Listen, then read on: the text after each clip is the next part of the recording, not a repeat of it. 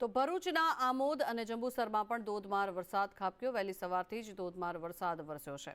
વરસાદના કારણે થઈને ખેતરોમાં પણ પાણી ભરાયા છે। ત્યારે કોરા, પાચકડવા, કાવા અને નહિયરમાં પણ ધોધમાર વરસાદ વરસ્યો છે। તણછા, સમની સહિતના ગામોમાં પણ વરસાદી માહોલ જામ્યો છે। ત્યારે ખેતરોમાં પાણી ભરાઈ જતા ખેડૂતોને ભારે હાલાકી પડી રહી છે। આમોદ અને જંબુસર તાલુકામાં વહેલી સવારથી ધોધમાર વરસાદ વરસી રહ્યો છે। ત્યારે આમોદ તાલુકાના અને જંબુસર તાલુકાના અનેક ખેતરોમાં ફરી પાકની અંદર પાણી ભરાય છે। તમે આ જે દ્રશ્ય જોવો છો, આ કપાસનો પાક છે અને તે પાકની અંદર પણ સમગ્ર ખેતરોમાં પાણી ભરાઈ ગયો છે, જેને લઈને ફરી એકવાર જે ખેડૂતોનો સોના જેવો પાક છે તે પાક ફરી નષ્ટ થવાની ભીતિ ખેડૂતોમાં વર્તાઈ રહી છે।